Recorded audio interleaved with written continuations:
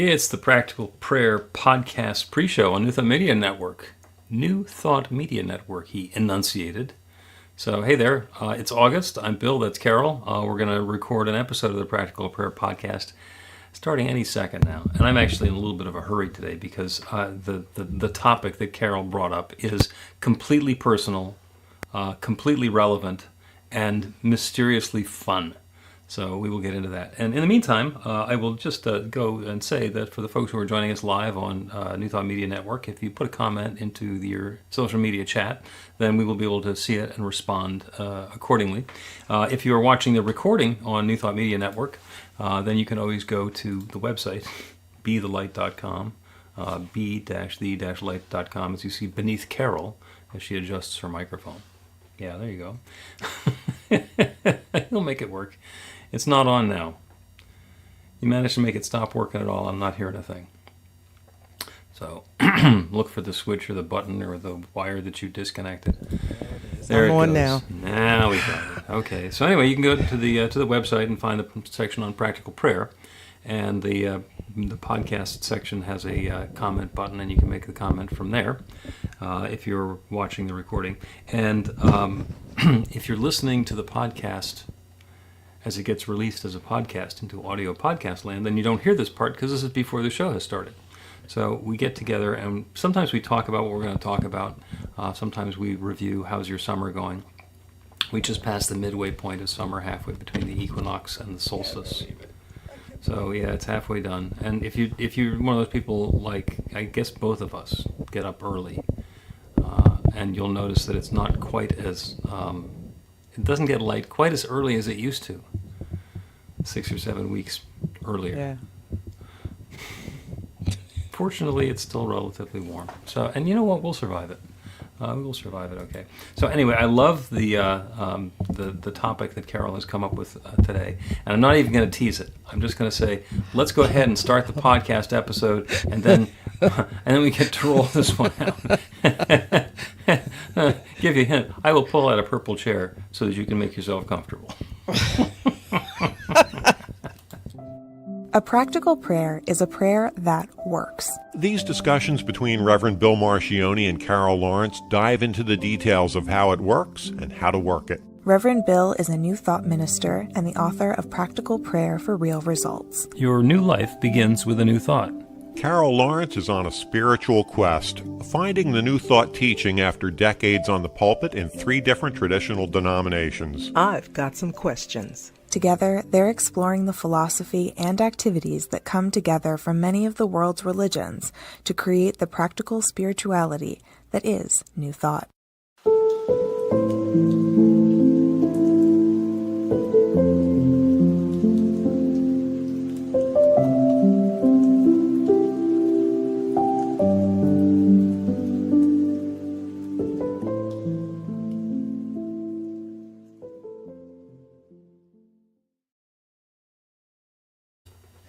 Welcome to the Practical Prayer Podcast. I'm Carol, here with Reverend Dr. Bill Marchiony.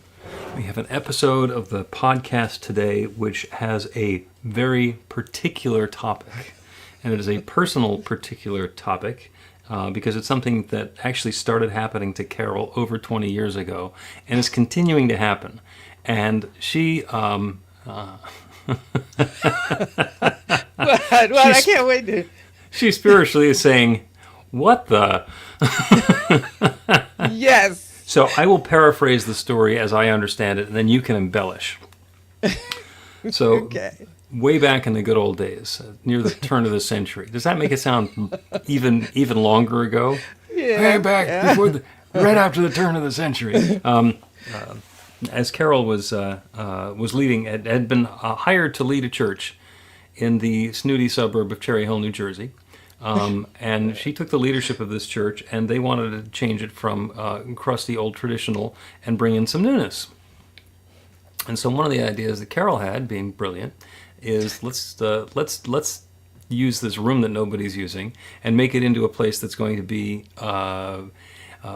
welcoming to a younger generation, to people who don't necessarily like sitting in a wooden pew. Am I getting this right so far? Yep. Yeah, and so, and to make it work, she convinced the group, using her powers of persuasion, to get some custom chairs, some comfortable custom chairs in a custom color, just to make this room the right place for the church and for the youth. So they got the purple chairs. How many of them were there? 175. Wow, 175 purple chairs in this auxiliary room, and the room was installed and decorated, and everything worked just fine, and it attracted the younger generation, just as it was supposed to. And then Carol left, and then they sold the chairs, and they turned the room back into who knows what they turned the room back into. And they did. And then Carol's husband, who's also in the church business, took over a church in Trenton, New Jersey, some ways up the Delaware River from Cherry Hill. And lo and behold, when he got there, there was a special room that had been equipped to attract a younger crowd, and it had the same purple chairs in it, making everybody scratch their head going, what? And again, is this right so far? No. The only difference is that he got there and he saw the room and he said, let me buy some of your chairs. Okay, so he bought instigated it. Okay. Yeah, he bought some of those chairs. He bought some purple chairs from the folks in Cherry Hill who didn't need them anymore. Mm-hmm. Gotcha. Okay, and then he left. He retired. Mm-hmm. And then another church in Trenton went and unretired him. And that was last year, I think. Yes. And when he got there, there was an unair-conditioned room in the unair-conditioned facility that somebody wanted to turn into a happening space, and there were the same purple chairs. Yes. Already there, ahead of the air conditioning, and presumably ahead of the youth. Yes. Yes. So I'm still trying to figure out what the heck just happened here. right. Well, and I said that the answer starts with a C, and the C is consciousness, is what happened here. Because you saw an opportunity. Now, the people in the original church 20-something years ago saw a need. We need to do something to attract a different group. And so they were focused on the problem. And you saw a much bigger opportunity of how do we create a space that's going to welcome in the next generation of people who are going to participate in this spiritual endeavor that we're upon. And through consciousness, you were guided to order purple chairs, 175 of them, nice, and equip the room. And that consciousness, together with the other work that you were doing and the purple chairs, attracted the people who you were looking for. Mm-hmm. And when you departed, so did your consciousness. And I'm vaguely remembering the stories that your consciousness is what drove you out of that particular establishment.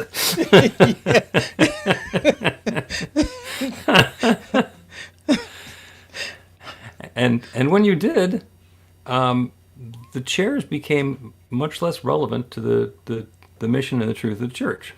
So they kind of sat there. They went fallow. Mm-hmm. And then your husband got a great idea because he knew the power and the energy and the consciousness behind the chairs. So when he was looking to do the same sort of thing, he says, I've seen this show before. Let me see if I can get the same chairs and not have to reinvent the whole thing. Which is how farmers, they first plant the crop and it's a lot of work, and then the next year it's much less work because they know where the fields are going to go and they know which way they're going to till, and they know, they get everything set up. But there's one thing I need you to understand, that he didn't know the chairs were there. He had no idea. Well, he went looking for chairs. He just went looking for a room where he could do something. This was the first church that he went to? Oh, the first church. Yeah, The first I'm church. sorry. I thought you were. I thought you were in the No, the second. first Okay, church. go ahead. The first church. He went looking for the chairs because he knew that they worked, and it wasn't because of the chairs starting with a C. It was because of the consciousness starting with a C, the different C, and it worked. And it worked. And then whatever it was that inspired him to retire, he left. And consciousness continues on. So he wasn't looking for a church. But the church was looking for somebody who could do what he did and had the consciousness that he could bring to their congregation. And that wasn't the first piece that went into effect, was hiring him. There was a lot of consciousness in wanting to create what he was able to bring. And part of it was what he had learned to bring from you. And somehow the chairs beat him there.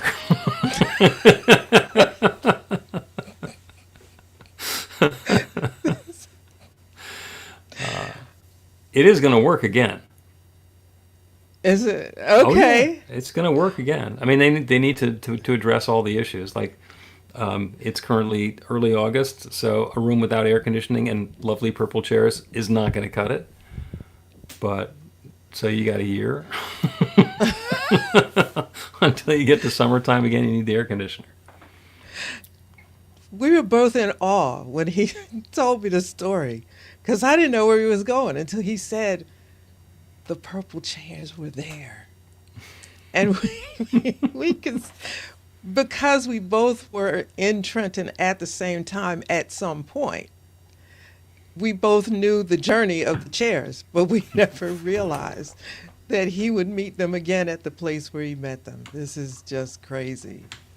That is. And it leaves you standing there thinking, okay, this has got to be God, because you just can't make this stuff up. So I'm looking at it as from a point of inspiration. What is inspiring about this story? Now, there's probably other things, and you probably see something much different than that. I'm still stuck on, oh, wow. Because there was so much hope and so much there was so much history in those chairs. You know, when they arrived in Cherry Hill, the story just to get them there was a story all of its, by itself. They had to promise. I had to promise that these magic chairs are going to do something. You know what I mean? And it was like I had to come up with, I had to make you see what the possibilities are just with these chairs. And it was more than the chairs, but it was the people, the energy and the fun that they represented that made the whole thing happen. Mm-hmm. But let me ask you this, because you use the word consciousness, and I get it. Mm-hmm. But I thought they bought into it until I left. And all of that left with me. They bought into your idea. Okay. There was nobody there who, apparently, who continued to own the idea. This was, we got Carol, and Carol's got this thing, and we're going to back Carol up, and we're going to do what Carol says, and they're going to be Carol's chairs, and Carol's youth, and Carol's room, and when Carol left, it was suddenly nobody owned it, and the energy dissipated. Now, my guess is that the energy dissipated in a lot of stuff at that church after you left. Yeah, I can tell you that's true. I think that I'm sad. I'm still going through, feelings are still starting to come, because I just got the end of the story, when I shared not too long before I shared it with you. And I'm really sad that happened, because I was there 9 years. Mm-hmm. And that's a long time. Mm-hmm. It's a long time to see something build, work, have life and energy, to the point that I didn't have to think about it anymore, because this worked. So now I'm building on this constantly, and then I go and something happened. Mm-hmm. A lot happened, a lot. Yep. And I feel sad. I really do, because it wasn't for me. Right. It wasn't for me. It was for something much bigger. Right, and you were there, and you were doing what was yours to do, and back to the gardening metaphor, you saw this great piece of land, and you said, "Hey, let's tend the land this way, and we'll put in this particular crop, and look at what's going to grow." And And you continue to tend that garden for 9 seasons, and it continued to grow and flourish and produce and, bring all sorts of goodies into experience. And once you left, there was no gardener anymore. There was nobody who had the vision, willingness, skill set, desire, commitment, you fill in the blank, to go and tend the garden for another season. So it went fallow. And it's sad. Mm-hmm. It's sad, but, what you going to do? The gardener goes and becomes a farmer and is working a bigger piece of land, but the garden still gets left. Yeah. I'm learning, even from what you're saying right now, I'm learning so much because I know who came behind me. Mm-hmm. And I didn't have a whole heck of a lot of hope for that, but I thought it was strong enough to last longer than it did, but it wasn't. I guess you have to, if you use the metaphor you have to keep tending it. You can't let it go, because if you do, it's not going to live. Yep. Yep. And that's part of the cycle of life. Let's take a break and continue talking about things that could keep going but somehow don't. Mm.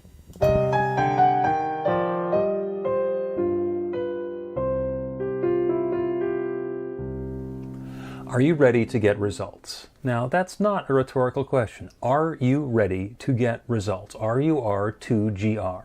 That's actually the abbreviation for the steps in a practical prayer.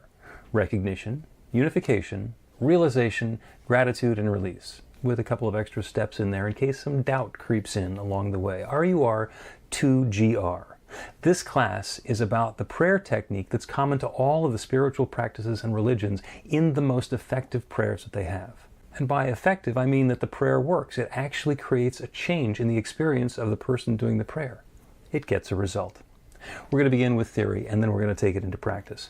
By the end of the class, you will have your very own practical prayer that will help create transformation in your life.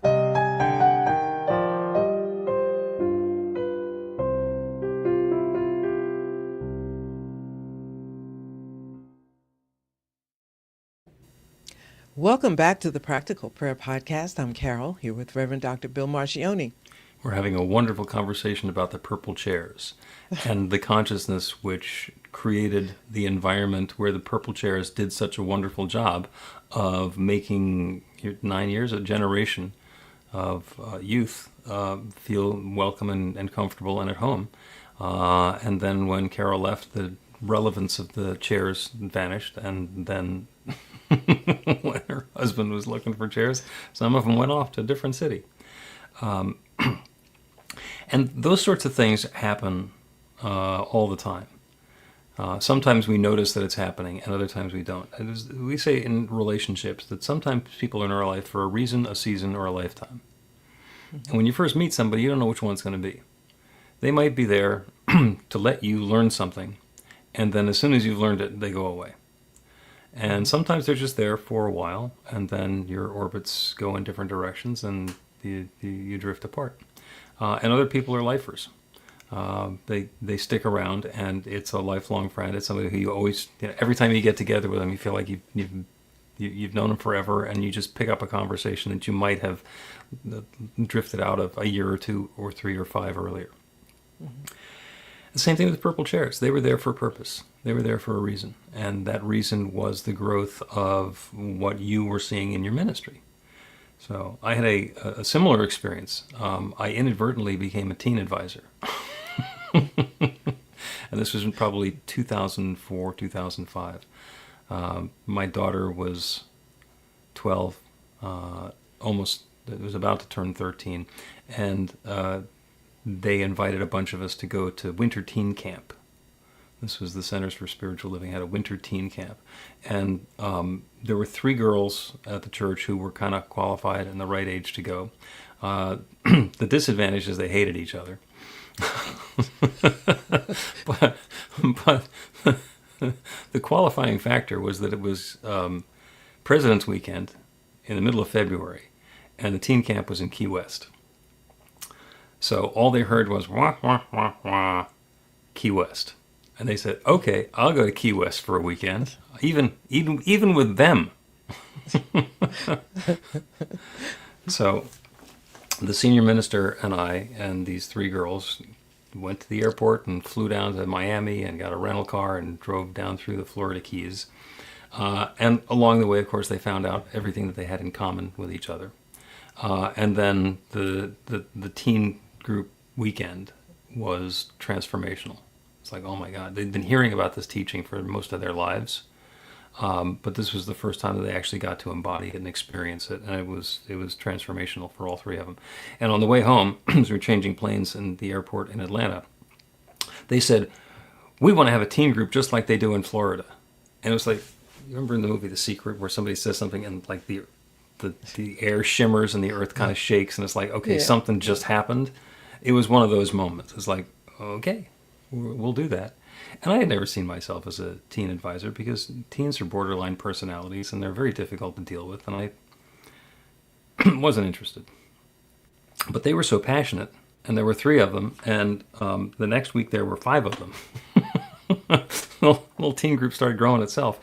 And I was all about connecting other churches together, so I kept reaching out to other people in other churches and wound up going across denominational lines and wound up with a regional teen group in the Northeast that had 150 people in it, and 75 of them showing up for the winter camp. And it was going along great, and along the way I went into ministry, and so I had no idea what that was going to look like. And then there were some political changes in the organization, and they thought they could get rid of me and keep the teen group. And so that is what they tried. And it was remarkable how quickly the whole thing fell apart. It was absolutely remarkable. The winter teen camp that we've been doing in Medford Lakes, New Jersey for 10 years. They did it one more year in Medford Lakes, then they moved it someplace south, and they moved it to North Carolina. And then the people who were running it couldn't manage to get anybody to attend, and it just ended. And that's all about consciousness. Because if you think you can make something happen by doing something and controlling something in the world, and do that without the love and the passion and the skill and the sensitivity that started it in the first place, then it doesn't work. Mm-hmm. It's like learning to dance by counting the steps. You know, you can look like you're dancing, but it's much different when you feel the groove and you learn the dance and you're just dancing. Mm-hmm. So the same thing happens with the purple chairs. The purple chairs were, it's not like you get purple chairs and you plant them in a room and suddenly youth grow. No. It doesn't work that way. No. What you plant is consciousness of saying this is going to be a welcoming space, and it's that whole big idea that you started with. And the purple chairs were one of the early side effects of that. And the other side effects of it were the group growing the way that it did. And when your consciousness left, then the idea went fallow. Mm-hmm. And when your husband came up with a similar idea, the same chairs. Oh yeah, that'll work. Let's see if we can use those same chairs. Mm-hmm. And then and it's continuing to work. Apparently he knows how to do it.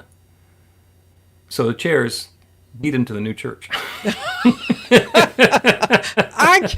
I simply cannot wait to tell him that. I can't wait. But it's a timing thing.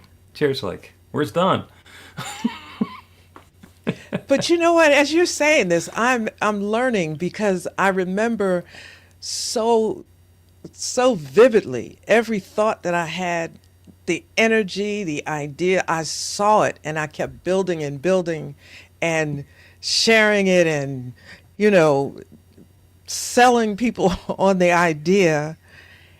And 175 chairs, they said, nobody, we don't have 175 people coming here, you know, if you count the whole year, we don't have a cell. But I'm thinking, that doesn't matter. Okay, we're going to do this. And they kept coming and they kept coming. But what I'm hearing from you is what the energy that I had, and I believed it. I had no proof. No. The only proof I had was, this ain't it right here. Mm-hmm. This is never going to work. Let's, build and go for it. And really go for it. It wasn't a day that I woke up that I didn't believe and see that this was the right. I knew it. Mm-hmm. So yeah, I'm learning from you. I get that. It's consciousness. Yes. One of my minister friends, who's a designer, a graphic designer by trade, says that everybody's creative. And then he mentions that people who don't have creative jobs hear people like him who work in a creative field say that everybody's creative and think that he's nuts or lying or making stuff up. But this is a perfect example. This was you being creative. This was you looking at a situation, a circumstance, an opportunity, and seeing something and getting the passion and the fire of the idea of what you saw, and then taking the steps to bring that to bring the reality of it, the experience of it, into alignment with the creativity of the experience that you've already seen. Mm-hmm. Everybody's creative. You know, some people do it by writing plays. Some people do it by directing movies. Some people do it by running QuickBooks for an organization and doing it in a way that when the reports come out, everybody understands what we're talking about. And they say, I'm not creative. It's like, don't let me run your QuickBooks because it will. Creative is not the word that you will use for the way that I'm running your books. Yeah. And for me, this story is a wonderful reminder from Spirit about how much fun this whole process can be. Mm-hmm. You know, some people think that spirituality is pious and you should do it in somber tones, you know, and walk slowly. And you don't have to. You can be pious and spiritual and skip. Mm-hmm. Wouldn't you love to see the Pope skipping, wearing the robes?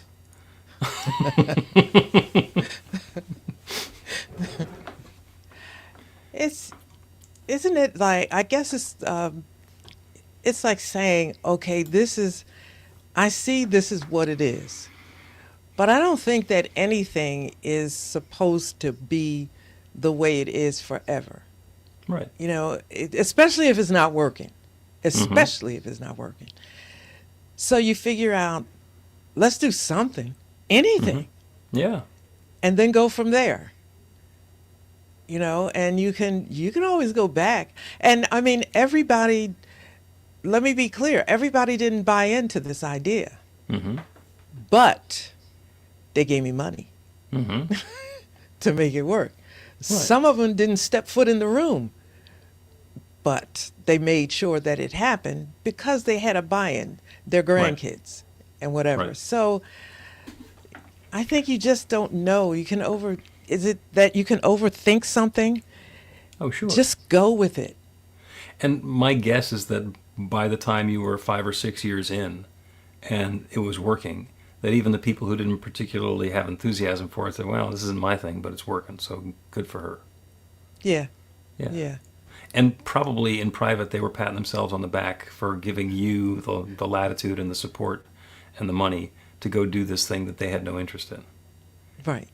Yeah. Well, I don't think it's but good for me for saying yes.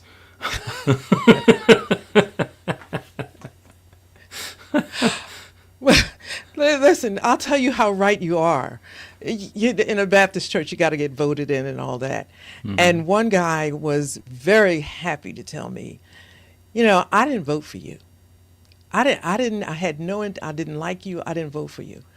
But I believed in what you could do. And I'm standing there thinking like, and you tell me this why? You know, I didn't care. But it's consistent with what you're saying. It's not me anyway. So whether you like me or not is immaterial, you know, and I think that all the time. I got 3 kids that love me and a husband that adores me. So if you don't like me, so let's just go on with the business here. That's right. You just excuse yourself from the crowd.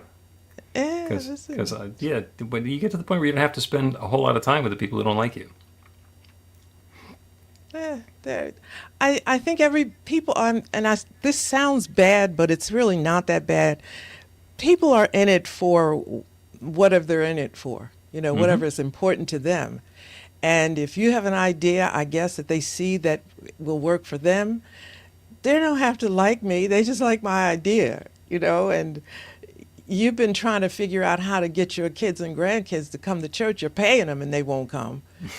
But, you know, this oddball that comes in here and she's got a weird idea, whatever, and suddenly they're there more than you are. Okay, you still don't like me, but that doesn't matter. What we're Right. trying to do here is something bigger. Yeah. And the guy who comes up and says, "Hey, I didn't vote for you." It's like, well, here I am anyway. It didn't work. Didn't you? Voting against me didn't work, so okay.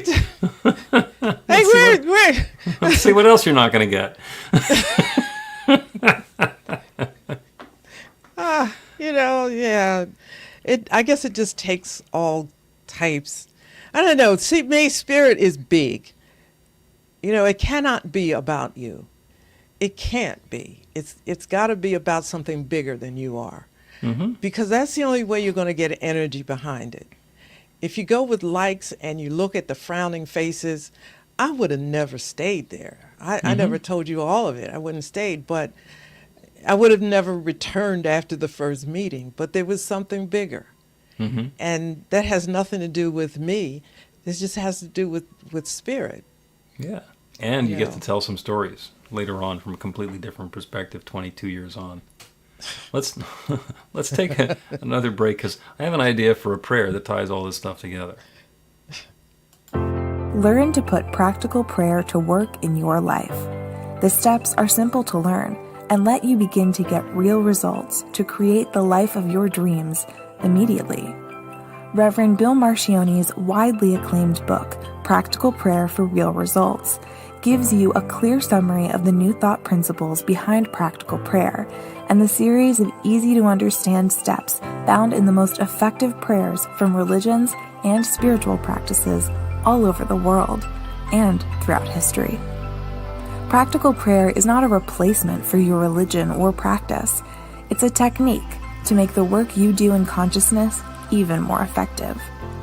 The book includes 40 prayers on various topics that you can adapt as needed and use as your own. Practical Prayer for Real Results is available in paperback, Kindle, and audiobook on Amazon or at b-the-light.com. That's b-the-light.com. Welcome back to the Practical Prayer Podcast. I'm Carol, here with Reverend Dr. Bill Marchiony. We have been having a wonderful conversation about how consciousness shows up in material form, and sometimes it repeats itself in very entertaining ways, like the purple chairs that have been chasing Carol and her family spiritually for the better part of a quarter of a century. You think I ought to get one of those chairs and bring them to the house so I can One. just keep Actually, two. You need two. You need one for you and one for your husband. Yeah. Yeah, and set up a little seating nook that means something to you. Wow, that's interesting. Okay. That'd be fun. And you don't need to get a pair from his church. Go back to Cherry Hill because they still got a couple of them there. No, they're not even there anymore. Oh, really? Ah, okay. The whole church is gone. Oh, The whole building is gone. Another story. they were done with you. Yeah. There you go. Okay. Seriously. All right. So I changed my mind. You can get one of the current crop purple chairs.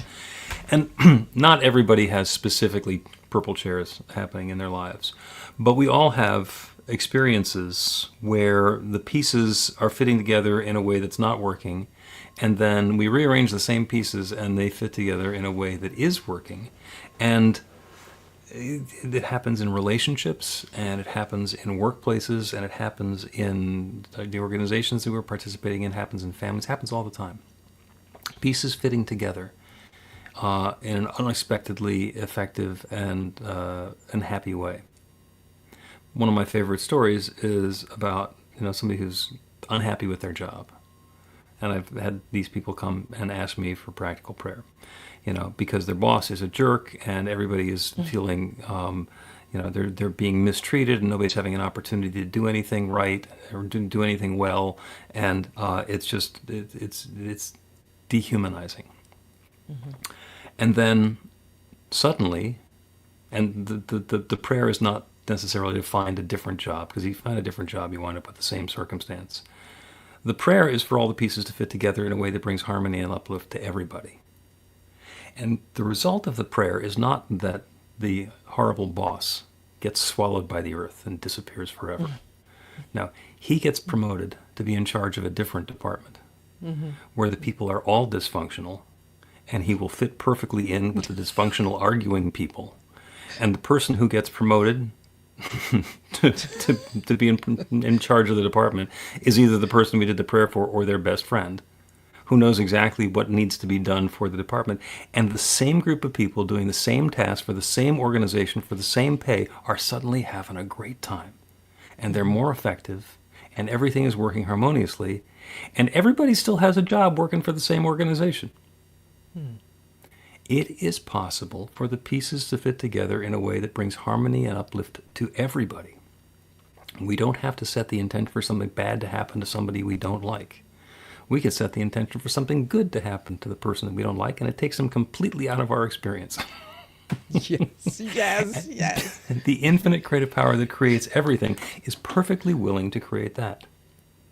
So if there's a circumstance in your life that's not going the way that you want it to, where there's an obstacle or some blockage to the good that you see yourself experiencing, become aware of whatever that blockage is.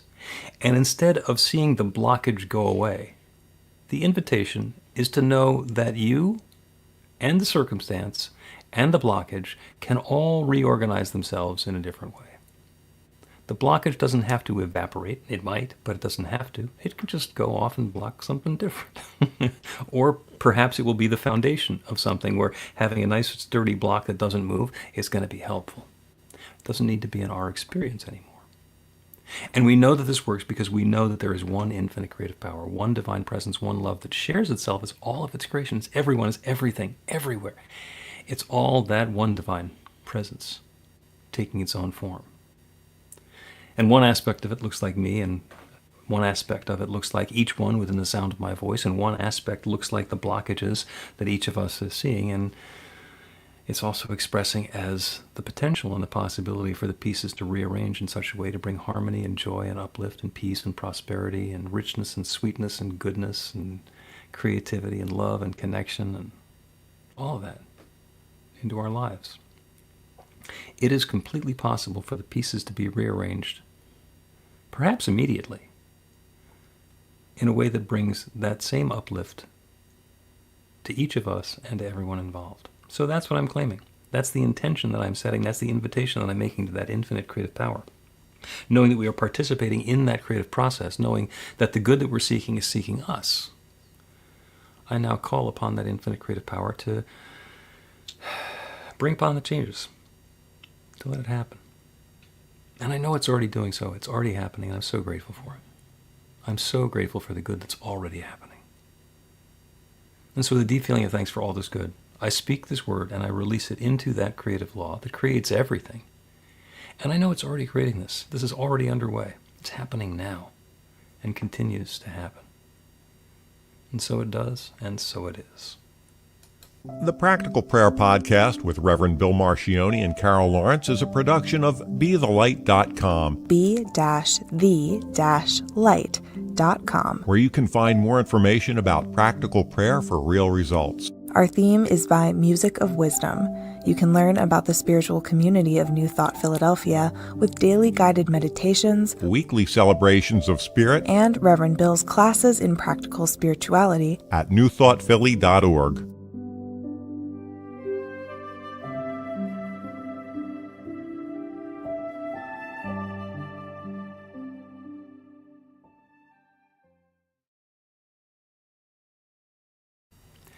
At the very least, I need to get a picture of some purple chairs.